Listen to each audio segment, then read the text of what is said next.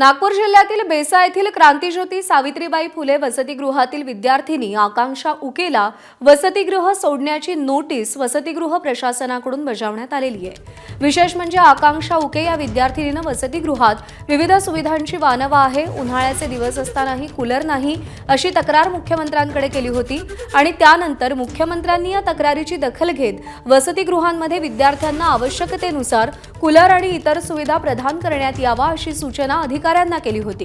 मात्र आता प्रशासनाने त्या विद्यार्थिनीला वसतिगृह सोडण्याची नोटीस दिल्याने खळबळ उडालेली आहे। वसतिगृहात पूर्णवेळ किंवा अर्धवेळ नोकरी करणाऱ्या विद्यार्थ्यांना प्रवेश देता येत नाही असं नियमाचं कारण पुढे करत अर्धवेळ नोकरी करतानाही वसतिगृहात प्रवेश घेतला आणि प्रशासनाची दिशाभूल केली असा ठपका ठेवत वसतिगृह सोडण्याची नोटीस बजावण्यात आलेली आहे।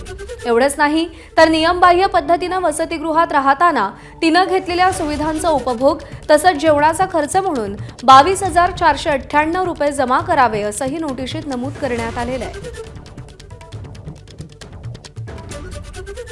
आम्ही जस्ट कूलरसाठी सीएम सरांकडे गेलो होतो, म्हणून या मॅमनी आम्हाला म्हणजे हे केलं, टॉर्चर केल्यासारखं आणि पर्सनली जाऊन कॉलेजला वगैरे जाऊन त्यांनी म्हटलं की ही मुलगी अशी करत आहे, या लोकांकडे गेली कूलरच्या संदर्भात, हे तिला शोभत नाही। मला एक नोटीस दिली होती की मला 7:30 वाजतात म्हणून की तुला लेट होते हॉस्टेलला यायला, तर त्यांनी नोटीस दिली। तर मी त्यांना तेच म्हटलं की तुम्ही आतापर्यंत नोटीस नाही दिला, आताच का बरं दिला, याच्या आधी का बरं नाही दिला मला, तर तुम्ही एकदम पर्सनली जाऊन म्हणजे हे कूलरचं मॅटर घेऊनच कशाला हे करत आहे। तर त्या म्हणत होत्या मला की हे तू केलेलं म्हणजे बरोबर आहे का, तू सीएम सरांकडे गेली असं वगैरे, म्हणजे एकदम इगो हर्ट झाल्यासारखा त्यांचा की आम्हाला न सांगता हे सर्व करण्यात आलं।